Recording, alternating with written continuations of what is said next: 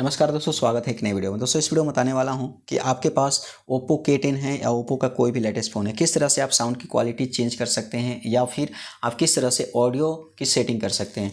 देखो, ऑडियो की सेटिंग करने के लिए सबसे पहले तो आपको यहाँ पे चले जाना है सेटिंग पे। सेटिंग पे जाने के बाद आपको ऐसे स्क्रॉल करना है, आपको चले जाना साउंड एंड वाइब्रेशन पे। साउंड एंड वाइब्रेशन पे जाने के बाद मैं पूरा यहाँ पे all in one sound setting बताऊँगा। देखो, यहाँ से फ़ोन ना साइलेंट होता है, ये बटन ऑन है तो मोबाइल में जब फ़ोन आएगा तो आपका साइलेंट रहेगा, फ़ोन आएगा, नोटिफिकेशन आएगा, सब कुछ साइलेंट रहेगा आपका।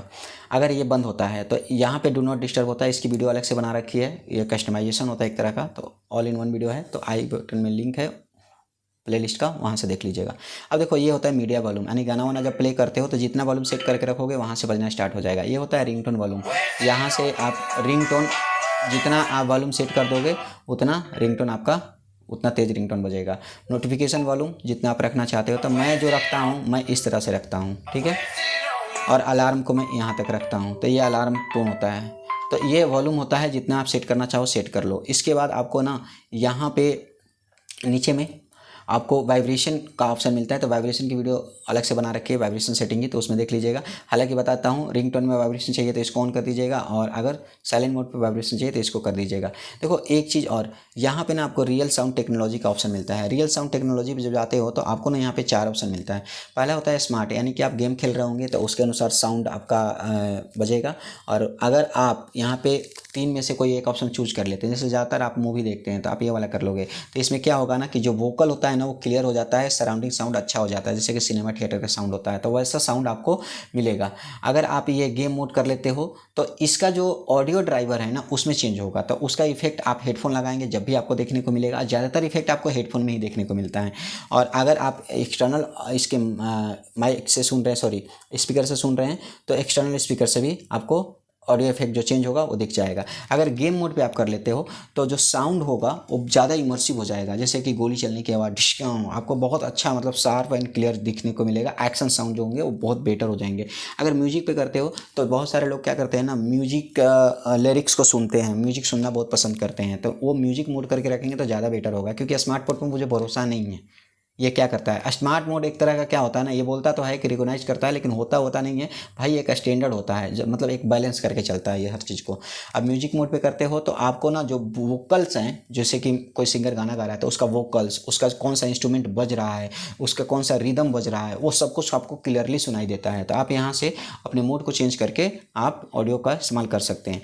अब देखो, ये चीज़ हो गई। इसके बाद ना एक एडवांस सेटिंग होता है। एडवांस सेटिंग पे ना आपको एक चीज़ और, जब इतना बता चुका हूँ, तो ऑडियो की सेटिंग में रिकॉर्डिंग का भी एक ऑप्शन होता है। जैसे बहुत सारे लोग ना गाना वाना रिकॉर्ड करते हैं मोबाइल से, तो वो आइड ऑन पे अगर क्लिक कर देते हैं ना तो उनका एक्सटर्नल माइक्रोफोन काम करता है। अगर ये बंद होता है तो उनका ऑटो सेलेक्ट होता है, तो कभी कभी काम नहीं करता है, कैमरे वैमरे पे लगा करके या ऑडियो रिकॉर्ड करते हैं तो ठीक है।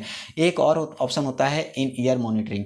अब इसको क्यों किया जाता है, इसको स्टूडियो मोड बोला जाता है। जैसे कि मान के चलो आप गाना गाते हो जब स्टूडियो में, तो सेम ऑडियो आपको सुनाई भी तो देता है ना, मतलब इनपुट आउटपुट दोनों होता है ना, तो ये सेम चीज़ करता है। ये मतलब कि यहाँ से इनपुट आउटपुट आपका दोनों स्टार्ट हो जाएगा। अभी अगर ये है तो सिर्फ आउटपुट दे रहा है, और यहाँ पे सॉरी इनपुट जब आप गा रहे होगे तो सिर्फ रिकॉर्ड करेगा। लेकिन अगर ये करोगे तो रिकॉर्डिंग के साथ साथ जो आपका रिकॉर्ड हो रहा होगा वो चीज़ आपको सुनाई भी देगा। तो अगर आप मोबाइल में स्टूडियो का काम करते हो तो आप इसको ऑन कर लीजिएगा, वरना आप बंद कर सकते हैं सिंपली, ठीक है। तो ये देखो, ये सारी चीज़ें हो गई, ओके।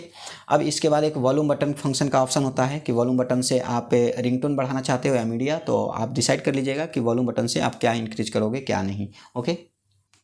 इसके बाद आपको बैक कर लेना है, और बैक करके आपको वापस से बैक करके सेटिंग में चले जाना है। और सेटिंग पे जाओगे तो आपको यहाँ पे सिस्टम सेटिंग का ऑप्शन दिखता है। सिस्टम सेटिंग पे जाओगे तो आपको एक्सेसिबिलिटी का ऑप्शन दिखता है। अब यहाँ पे आपको हियरिंग का ऑप्शन दिखता है, और हियरिंग में ऑडियो का ऑप्शन होता है। तो ये वाला ऑप्शन मैं इस वजह से सिर्फ बता रहा हूँ क्योंकि अगर कुछ लोग को सुनाई नहीं देता है तो वहाँ से हियरिंग ऐड को ऐड कर सकते हैं। इसके ऊपर वीडियो अलग से बना रखी है। देखो, मोनो ऑडियो बहुत सारे लोग स्टार्ट कर देते हैं भाई। तो देखो, मोनो ऑडियो, जो ऑडियो ऑलरेडी आउटपुट जिसका निकल चुका है वो स्टीरियो साउंड होता है, तो मोनो ऑडियो से कोई फ़र्क नहीं पड़ता। मोनो ऑडियो हम तब इस्तेमाल करते हैं जैसे कि मान के चलो किसी ईयरफोन में आपका आवाज़ कम आ रहा है, या फिर ऐसा मान लो कि मेरे किसी कान से कम सुनाई देता है, किसी से ज़्यादा देता है।